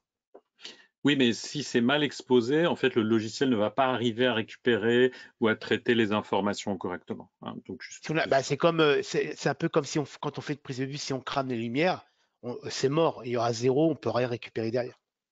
Est-ce qu'il faut faire un shoot pour chaque situation d'éclairage et à chaque changement d'objectif? Question Dans de Tanguy. l'absolu, oui. Mais bon, quand on commence une session, nous, on travaille en 50 fixe, qui est une très belle optique. Moi, je vous le conseille, si vous voulez vous lancer dans ce genre de travail, vous testez, et parce que c'est très vite agréable, ce genre de composition, de travailler on prend un espace, on prend une fenêtre à la maison, c'est très facile de réaliser ces compos, et vous avez, par exemple, des petites optiques à 50 fixes, par exemple, chez Canon, le 1.8 50 fixe coûte moins de 250 euros, et ça permet de travailler sur ce petit optique à une qualité de piqué qui est exceptionnelle pour même pas 250 balles. Et ça permet de se lancer, de se tester, voir si on a envie de faire ce travail, parce que vous avez vu les compositions on bosse avec Maria en lumière naturelle. Certaines sont prises le matin parce qu'on a une lumière chaude en contre-jour. Des fois, sont prises l'après-midi parce qu'on veut une lumière froide sans contre-jour, lumière douce. Mais ça peut être c'est très enrichissant. Et c'est même très enrichissant pour quelqu'un qui a envie de se former au niveau de la gestion de la lumière, puisque on doit s'adapter en conditions de lumière et c'est plutôt très très bien. Donc une optique, oui. Alors si on change d'optique, c'est-à-dire que logiquement, je ne vois pas pourquoi on changerait d'optique en cours de session, puisque on va démarrer par une composition et on va commencer à travailler cette composition en fonction de l'optique. On ne va pas changer d'optique en cours de route. Donc, mais par contre, oui, logiquement, pour chaque optique, il faudrait faire un profil. Si on change les conditions de lumière d'éclairage ou si vous savez que l'optique elle a une dérive de couleur, par exemple, vous pouvez repositionner une charte. Et puis, de toute façon, vous pourrez peut-être comparer justement ensuite avec le logiciel et voir si ça change quelque chose. Comme ça, vous voyez si vous avez besoin de créer un profil séparé ou si vous pouvez garder le même. Le plus important, c'est de bien observer ça. Le travail en lumière naturelle est un travail en lumière naturelle qui est très facile parce qu'on a de très beaux résultats, sublime lumière. Par contre, il y a cette problématique, c'est que entre le matin et l'après-midi, la lumière change, mais on peut faire à chaque début de session d'une heure, faire son shoot référence, on fait son heure, shoot référence, on fait son heure, etc. Question pour toi, est-ce que cette charte elle est utilisable ou intéressante pour la photo de paysage? Question de Claude Berger. Alors, l'avantage de la photographie de paysage, c'est qu'on travaille en lumière naturelle. Donc, ça veut dire que logiquement, on n'est pas trop embêté. Mais par exemple, quand je fais du street, en tout cas, je sais que certains photographes très pointus, même en paysage, préfèrent le faire, pourquoi pas. Mais par exemple, si je vais sur les hautes terres d'Écosse, je préfère gérer. C'est quand même assez facile de gérer une seule source de lumière quand elle est naturelle et qu'on a une connexion pas mal. Mais par contre, si je fais de l'urbain, que je vais les photographier, d'ailleurs, on a fait un webinaire là-dessus, du street art, même en lumière du jour, c'est très important de l'avoir parce que il faut bien comprendre cette notion, c'est qu'on n'aura pas le comparatif possible. C'est-à-dire que la notion de comparaison ne sera plus possible. Si je vais à New York, comme on l'a fait en janvier dernier ou l'année dernière chez Bushwick photographier du street art, que je reviens chez moi au Portugal, comment voulez-vous que je puisse être sûr que les couleurs que j'ai sont les couleurs réelles, puisque je ne veux pas aller me déplacer avec une épreuve pour faire un comparatif avec l'œuvre. Donc le seul moyen, c'est d'être sûr, le seul moyen d'avoir cette certitude, en tout cas de minimiser le risque, c'est tout simplement de réaliser une charte comme un portraitiste, c'est-à-dire que lui, le portraitiste va mettre la charte color shaker auprès du visage donc de la personne, hein, tout simplement, comme on l'a fait là, comme ça. Et bien là, on va coller la charte color shaker contre l'œuvre, on va photographier et après on prend l'œuvre. Et ça permet en tout cas à distance, sans cette facilité de la comparaison, d'être quasiment sûr que le résultat est très proche de la réalité. Il y a pas mal de questions sur les logiciels qui permettent d'exploiter les chartes. Donc, je vais repréciser. À partir du moment où il y a les 24 patchs, donc là, c'est une petite qui s'appelle la Color Checker Mini. Celle que Antonio a utilisée, c'est la Color Checker Passport Photo 2. Celle-là, ce qui est génial, c'est que donc elle peut se fermer, c'est protégé. Effectivement, beaucoup de photographes la mettent au fond du sac ou dans la petite poche ou dans leur veste. Et donc, c'est pratique. La toute petite que je vous ai montrée ici, mais aussi la Color Checker SG, qui vaut plus cher et qui est faite pour la reproduction d'œuvres d'art. Toutes ces chartes vont être prises en charge par le logiciel dont on vous donne le lien de téléchargement demain. Qu'elles soient récentes ou qu'elles soient anciennes. À partir du moment où elles ont ces 24 patchs, ça va marcher. Ça va marcher avec quoi? Le logiciel qu'on va vous livrer fonctionne pour Lightroom et pour Photoshop en utilisant le format DNG, Digital Negative d'Adobe. Les mêmes chartes fonctionnent aussi avec l'environnement Capture One. Et là, c'est dans le logiciel Capture One et vous allez pouvoir créer un profil de type DCP qui est un chouïa plus précis d'ailleurs et qui est un vrai profil à la norme ICC et certaines personnes veulent ça. Donc, si vous êtes sur du haut de gamme, si vous avez accès à zut, lequel j'ai dit maintenant, Capture One bien sûr, eh bien vous pouvez préférer ça. Ça marche très très bien avec les chartes. Les mêmes chartes fonctionnent avec le logiciel Focus d'Hasselblad. Donc, si vous êtes aussi sur des dos Hasselblad, ça va marcher. Les mêmes chartes ici fonctionnent avec le logiciel DaVinci Resolve. Donc, si vous faites du montage vidéo, vous pouvez caler des scènes ou des séquences vidéo. Mieux encore, vous pouvez avoir plusieurs séquences vidéo où vous mettez la charte et vous allez pouvoir étalonner les couleurs d'une scène à une autre ou d'une caméra à une autre. C'est le code de cette charte, il est intégré directement dans le logiciel DaVinci Resolve, même dans la version gratuite, c'est dedans. Alors, moi, je préfère, dans DaVinci Resolve, vous avez même les paramètres de la charte vidéo, si vous faites de la vidéo. Donc, c'est une charte qui est assez polyvalente et passe-partout. C'est vraiment la référence dans le monde du travail numérique, de l'image numérique, en photo comme en vidéo, parce que vous avez en fait dessus, on ne vous a pas donné tous les détails, mais ici, une échelle de gris, hein, vous l'aviez vu, je suis sûr. Mais regardez ici ces couleurs, RVB, c'est rouge, vert, bleu. Ça, c'est cyan, magenta, jaune, et ici, j'ai le noir. Donc, vous avez les deux lignes du bas, c'est les références des couleurs pour tous les métiers graphiques, photo, donc autour du RVB, les imprimeurs autour du CMJN, plus 12 couleurs clés, ici avec des teintes chères, ce genre de choses. Donc ces références, elles sont utilisées dans pas mal de logiciels et normalement, à moins que vous utilisiez un truc un peu ésotérique, vous allez pouvoir retomber sur vos pieds sans devoir acheter, j'insiste, hein, des logiciels spéciaux puisque on les offre. Alors bien sûr, on offre le logiciel, mais il vous faudra quand même investir dans une charte. Vous choisirez la taille qui vous va bien. Mais une fois que vous aurez la charte, comme je viens de vous l'expliquer, vous pouvez l'utiliser pour la photo, parfois pour la vidéo, dans Lightroom, dans Capture One. Donc c'est assez intéressant. Et bien sûr, si vous êtes un collectif de photographes ou un club, vous pouvez vous prêter la charte. On est en France quand même, on a le droit de faire ça. Donc ça, je pense que c'est important d'expliquer que c'est pas un truc propriétaire. C'est devenu tellement connu dans le monde de la photo, c'est un peu comme, j'en sais rien moi, Coca-Cola ou Frigidaire, la charte Color Checker. Il y a plein de logiciels qui savent l'exploiter. Donc Capture One, oui, parce que j'ai beaucoup de questions autour de ça. Le logiciel pour créer le profil ICC est gratuit. Non, il vous faut donc Capture One ou Hasselblad Focus. Et à partir de ça, vous pourrez exploiter la charte. Vous n'avez pas besoin d'acheter un logiciel en plus, hein, par contre, ça c'est bien. Question pour toi, Antonio. Avec tous ces profils pour chaque session, est-ce que je peux les supprimer sans que ça ait un impact sur le rendu de ma photo une fois que je l'ai exploité?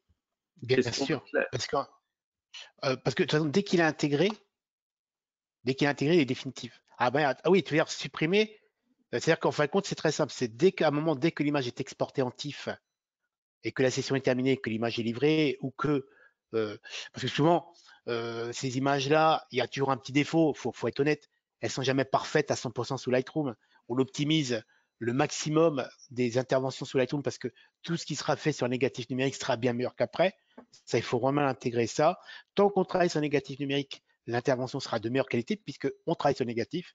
Mais des fois, on est obligé de l'exporter vers Photoshop parce qu'il y a une petite branche qui n'est pas très belle ou parce qu'il y a un petit défaut. Alors, des fois, on utilise des petites pastilles de la pâte à fixe sur certains éléments pour les tenir en place parce qu'ils ne bougent pas. Donc, des fois, on ne fait pas gaffe, ça dépasse. Donc, il faut passer sur Photoshop et il faut savoir que dès que ça sera exporté vers Photoshop, le profil sera intégré définitivement. Donc, ce profil, sous Lightroom, vous pouvez le supprimer puisque il faut bien comprendre, c'est que ce profil-là ne peut être utilisé que dans ces conditions de lumière-là, à ce moment précis-là, et avec ce boîtier-là, et avec cette optique.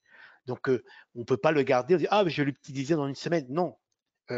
C'est pour ça que chaque profil édité a sa date d'édition. Et vous pouvez faire le test, c'est que par exemple, là, j'ai utilisé un Mark IV, mais j'ai un Mark III, j'ai un Mark II aussi en studio. Si je prends le Mark II, quand je vais vouloir sélectionner, eh ben, le profil n'apparaîtra parce qu'il estime qu'il n'appartient pas à ce boîtier-là. Donc, c'est vraiment dédié. Dès que le job est terminé, ça ne sert à rien de les garder puisque de toute façon, ils ne sont dédiés qu'à cette situation de prise de vue. Parfait. Alexis pose la question. Je veux imprimer mon fichier. Je travaille depuis un iMac qui est calibré. Les candélas sont importants aussi.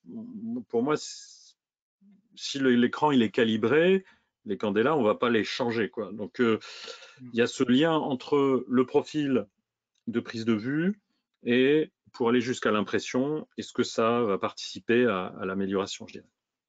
C'est-à-dire que le travail qu'on a vu ensemble pour éditer le profil, encore une fois, n'a aucun intérêt si c'est fait dans l'écran qui n'est pas calibré. D'accord? Le ressenti, tout ce travail en amont, le ressenti final de la couleur se fera à travers l'écran. Donc l'écran, il faut qu'il soit calibré. Quand on calibre l'écran, on va jouer sur la température de l'écran, d'accord? Mais on va jouer aussi sur sa luminosité en candela. Donc on a très largement abordé le sujet. Alors on peut peut-être le réaborder plus tard, mais moi, je travaille en 100 candela mètre carré parce que pourquoi? C'est parce que je suis dans un espace qui est parfaitement contrôlé autour de moi. Même la baie vitrée, je peux définir l'intensité lumineuse de mon espace. Et donc, 100 candela, ça correspond. Après, il y en a qui sont 80, 120, mais quand on calibre l'image, on va définir le candela, on ne va pas s'amuser à changer en fonction de la journée, ou parce qu'aujourd'hui j'ai envie, parce que j'ai envie qu'il soit plus lumineux, de changer la luminosité de son écran.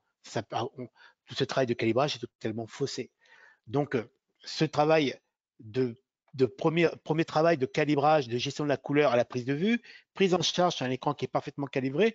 À partir de là, quand on va l'éditer, le produit fini, après qu'on va l'imprimer, on passe à la troisième phase, puisque tout ce travail-là, encore une fois, c'est bête à dire, mais c'est réel, c'est la vérité.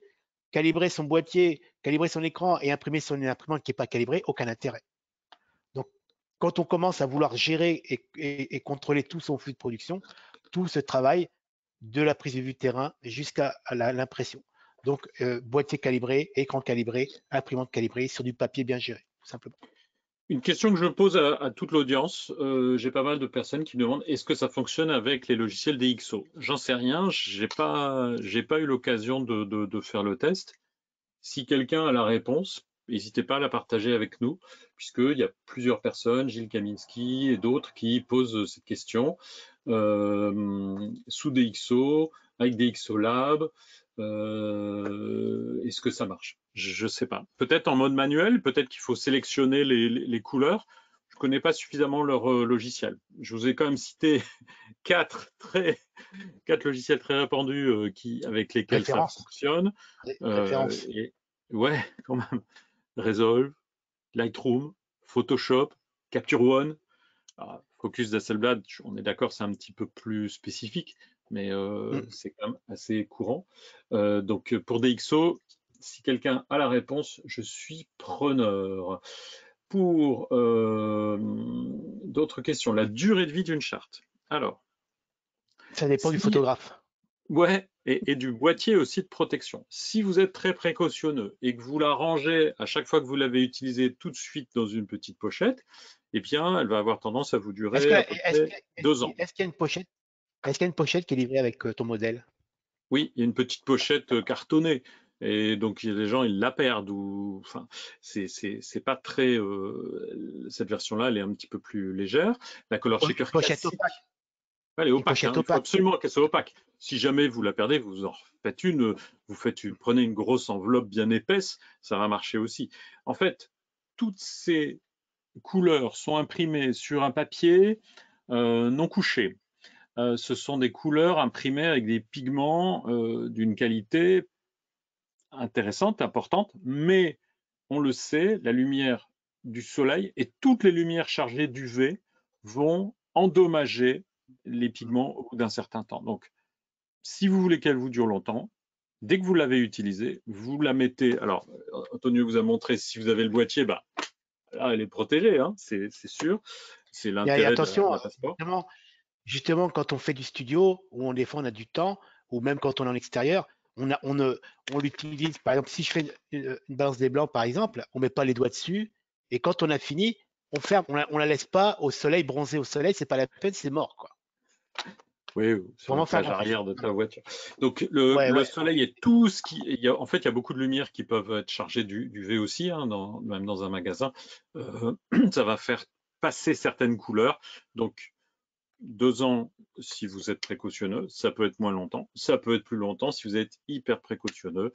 Voilà. Moi, je travaille sur un process où peut-être on pourrait vérifier les chartes, mais pour le moment, j'en ai pas. Une question, est-ce que ça marche avec les chartes d'autres marques? Non, puisqu'ils ont des logiciels qui viennent repérer des couleurs qui sont à un endroit spécifique.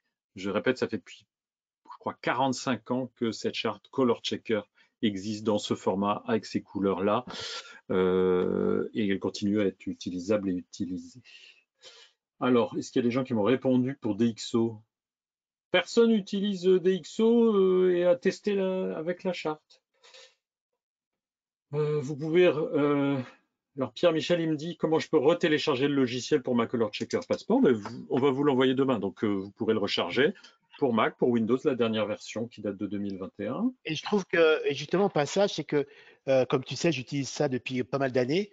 Et je trouve que les dernières évolutions, le repérage des pastilles, des patchs, a été quand même vachement amélioré Oui, au il y a une passage. partie, tu as montré, c'était automatique. Alors, ça répond aussi à la question des personnes qui disent si jamais elle n'est pas parfaitement en face, bah, si par exemple il y a de l'angle, et c'est là où c'est utile parfois d'utiliser Ouais, le repérage automatique qui va essayer de faire quelque chose, mais vous, en ajustant les petits points verts, comme ouais, vous l'avez vu dans ouais, la présentation d'Antonio, vous ouais. allez pouvoir ajuster pour que chacun des carrés tombe bien dans les trucs. Mais Comme ça, vous pouvez jouer dessus. il y a quelques années, j'avais plus de défauts de reconnaissance que maintenant. C'est quand même vachement amélioré. Alors, Gérard Cadou nous dit la charte est reconnue, profil intégré, mais le résultat ne répond pas à mon attente. Pour autant, DxO affirme que cela fonctionne. C'est-à-dire que Gérard, lui, il a fait le test, il a contacté DxO qui affirme que ça fonctionne. Et moi, c'est une info que j'ai eue aussi d'équipe technique ou d'un ambassadeur DxO qui me dit oui, oui, ça marche, mais je ne sais pas comment l'utiliser. Et Gérard, lui, il dit qu'il n'est pas très content du résultat. Donc, je ne peux pas vous promettre. Si par contre, quelqu'un a cette information, moi, je suis preneur. Est-ce que la Color Checker Passport Photo 2 fonctionne avec la vidéo? Oui, ça fonctionne, mais les versions Color Checker vidéo vont un cran plus loin. On verra ça peut-être une autre fois, c'est pas le sujet aujourd'hui. La version, en tout cas, si vous avez cette version-là, la Color Checker photo, donc là c'est la mini, on a vu la version passeport, il y a la classique, enfin, il y a plusieurs modèles, elle va être prise en charge par DaVinci Resolve. Mais la version que vous avez ici, par exemple, qui est pour la vidéo, vous voyez qu'on a les 6 couleurs de base en vidéo qui ne sont pas les mêmes que RVB, CMJN, en version saturée et désaturée. Et bien ces 12 couleurs, elles vont apparaître sur votre vector scope si vous faites de la vidéo et vous allez pouvoir tirer des lignes propres. C'est pas du tout possible de faire Mais, ça avec ça. Donc si vous êtes un tu vois, pro de la post-prod vidéo, vous allez préférer la version vidéo. Si vous faites essentiellement de la photo et de temps en temps vous faites de la vidéo, vous pouvez vous en sortir avec ça. mais tu vois, par exemple, au passage, certains d'entre vous le savent, j'édite aussi mes petites vidéos comme bande-annonce pour lancer la présentation de mes tutos. Des fois, je suis pas très content de ma lumière. Ben, j'ai la charte Color Shaker et on sait que maintenant avec Photoshop, on peut carrément prendre la vidéo, la mettre sur Photoshop et recalibrer la balance des blancs via Photoshop. Et alors, moi, je suis pas assez spécialisé en photo, enfin en vidéo, et je suis pas assez pro vidéo pour investir dans les grosses chartes vidéo. Mais en tout cas, celle-ci, elle dépanne quand même pas mal. Alors, on en sait plus. Jean-Bernard Laborde nous dit que ça marche sous DxO et qu'il est très content du résultat. Donc, Jean-Bernard Laborde, je vous propose de rentrer en contact avec Gérard Cadou. J'espère que vous trouverez l'un l'autre vos profils, peut-être sur Facebook, je ne sais pas. Et donc, ça marche donc. Et complément d'information pour DxO, avec DxO Lab Elite, ce logiciel accepte les profils ICC et DCP.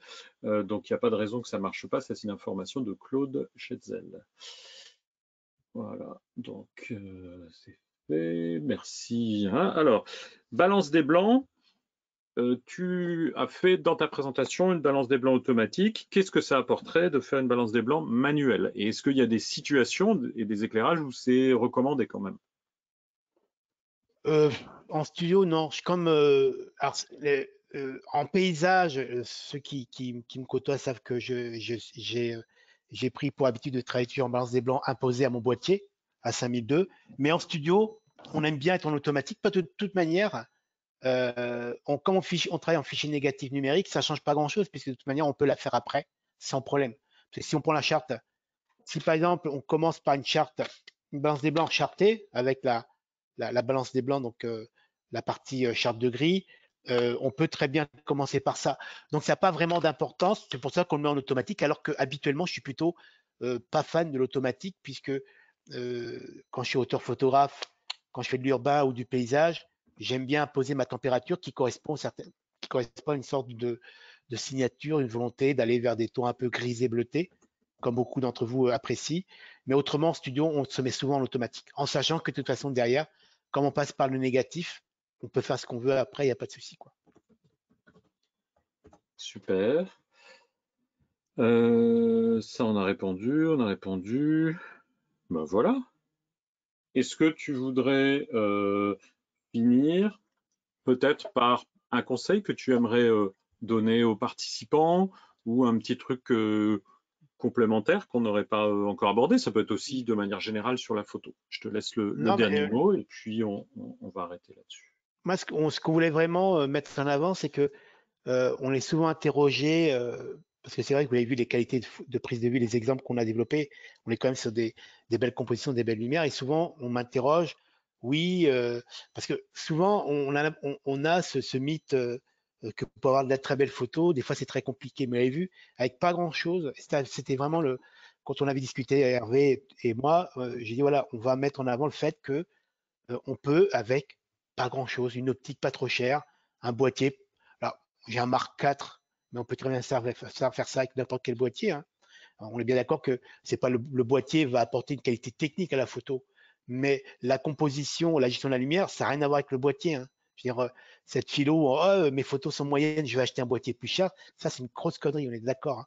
C'est-à-dire que ce qui fait, c'est le regard du photographe, la sensibilité du photographe, la composition. C'est très très important la composition. C'est-à-dire que 95% du boulot, c'est le stylisme. On appelle ça du stylisme. Choix des produits, réflexion, composition, choix de la lumière, tout est là. Le reste, le choix du boîtier, la qualité technique du boîtier, plus ou moins cher, peu importe. Si le stylisme, si la composition n'est pas belle, on aura toujours une photo moyenne. Donc prenez le temps. Et en plus, ce qui est intéressant, c'est que on avait vraiment envie de mettre en avant avec Hervé et avec Maria aussi l'idée qu'avec pas grand-chose, une optique, un petit boîtier, on va au marché, on prend des objets, on prend des fruits, des légumes, n'importe quoi. On prend une belle lumière, on regarde un peu la fenêtre la mieux orientée de la maison et on peut déjà s'éclater et faire de la très très belle photo avec pas grand chose. Vous Tout à voyez, par fait. exemple, ici vous voyez, si j'ai 2 déflecteurs, ça coûte rien, ça coûte 20 balles chacun et on peut faire de très belles choses. Il y a quand même un œil du photographe, il y a une qualité pour beaucoup de photographes d'observation, de repérer des détails que peut-être monsieur ou madame tout le monde ne voit pas. Et, et c'est vrai qu'après, si vous n'avez pas ça, vous pouvez acheter le boîtier le plus cher du monde, ça ne va pas faire une bonne photo. Mais Non. avec l'équipement que vous avez, moi je crois que c'est très important de pratiquer, de faire des exercices. C'est pour ça qu'on vous propose aussi un petit exercice pour sortir aussi de son petit train-train quotidien, essayer des nouvelles choses, se lancer dans une série peut-être un peu différente de ce que vous faites d'habitude, puis vous regarderez après si ça vous plaît ou pas. Il y a une Non, mais c'est question. surtout que ouais, Ah pardon, vas-y. c'est surtout qu'on voulait casser ce mythe en disant que pour faire de la très très bonne photo de studio, il fallait claquer des fortunes. Non, avec pas grand chose, on arrive à faire de la très très belle photo. La preuve, Oui. vous l'avez vu. Béatrice a une question et c'est vrai que j'ai pas précisé. Adobe Camera Raw, c'est le module qui permet de développer les fichiers en DNG. Donc évidemment, ça marche parfaitement avec Camera Raw. Bien sûr. J'ai cité Photoshop, Lightroom et Camera Raw. Bien sûr, ça fait des années que ça marche avec, hein. Donc pas d'inquiétude, Béatrice, ça marche très très bien. Bah, J'espère Lightroom, que le moteur Lightroom, c'est Camera Raw, hein, qui est en page de fond, hein. pour le développement Ouais, ouais. des photos web. Absolument, voilà. Je pense qu'on a répondu à la majorité des questions. Il y avait quelques questions aussi sur tout ce qui était le travail sur les courbes de couleurs. Et ça, c'est une des spécialités d'Antonio, mais que tu as déjà abordé dans d'autres webinaires. Je répète, demain, je vous envoie un email avec le lien pour le replay, le lien pour les 2 photos à télécharger, le lien avec les logiciels pour Mac et pour Windows que vous allez pouvoir télécharger pour faire joujou avec les photos qu'Antonio vous a données. Et tout ça, c'est gratuit. Un lien toujours gratuit vers les précédents webinaires qu'on a pu faire sur la chaîne YouTube Muse by Lumesca et sur la chaîne YouTube Calibrite France. Donc vous pourrez comme ça regarder, il y a au moins 2 ou 3 ans de tutos, de webinaires, de masterclass où on a abordé d'autres sujets. Pas le même que ce soir, hein. On n'avait jamais fait sur Bah, spécifiquement la charte autour de la photo comme il ça y en a, posée. il y en a un qui me fonctionne très très bien parce qu'on m'en parle encore. C'est celui qu'on a fait dans l'hôtellerie avec Oui, la mise en valeur de volume d'architecture, donc c'est quand même pas voilà. mal aussi. C'est 2 domaines totalement différents. Mais encore une fois, le webinaire sur l'hôtellerie, vous remarquerez qu'avec un boîtier, un trépied, une Sharp Color Shaker, on peut faire face à des contrats et on peut déjà bosser. Pas besoin d'arriver avec, encore une fois, des lumières qui coûtent une fortune. Des fois, la lumière naturelle, c'est pour ça que c'est très important. La lumière naturelle, elle est gratuite. Elle a ses défauts, mais elle est gratuite et profitez-en. Profitez de cette gratuité parce que en plus, on obtient des résultats sublimes. Moi, j'ai travaillé en studio pendant 17 ans, je sais ce que c'est que la lumière artificielle. Pourtant, j'adore la lumière naturelle. Mais c'est bien d'être tout terrain, c'est-à-dire que si tu peux utiliser la lumière naturelle, super. Si tu veux faire un shoot et que il fait super gris, il fait moche et que tu viens rajouter des lumières artificielles, en positionnant la charte, tu sais que tu vas pouvoir neutraliser la dominante. Et ce que t'expliquais, un ami te demande de faire des photos parce que lui il est boulanger, tu viens dans sa boulangerie, tu vas pas te mettre sur le trottoir dehors pour poser une table avec des trépieds pour sortir les gâteaux, quoi. Donc tu vas le faire dans les conditions où c'est une amie qui fait des petits bijoux, ce sera dans son atelier et donc tu vas être tributaire de ces conditions de lumière. Et c'est là où c'est très intéressant.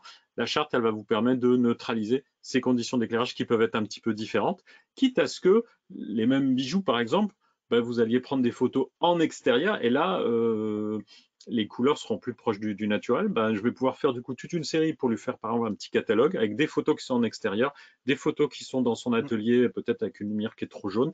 Et puis j'ai été en faire d'autres dans un autre lieu, peut-être en montagne, avec de la neige, avec tout ce qui est la réflexion bleutée qu'on va avoir en haute montagne.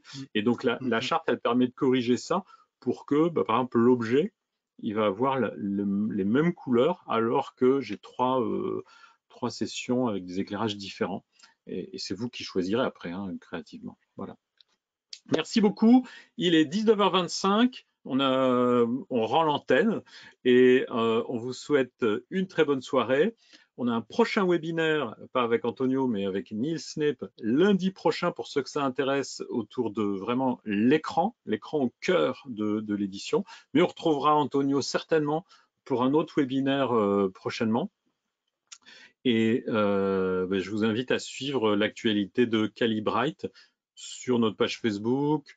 On envoie, j'espère, pas trop de messages, mais de temps en temps, on vous envoie une petite newsletter en vous invitant à des événements. Voilà, merci beaucoup à tous. Merci beaucoup Antonio, super présentation, comme les fois précédentes. Et on vous enverra aussi un lien vers le site d'Antonio si vous voulez en savoir plus, évidemment. Au revoir. Allez, merci, ciao, amusez-vous bien. Au revoir à tous.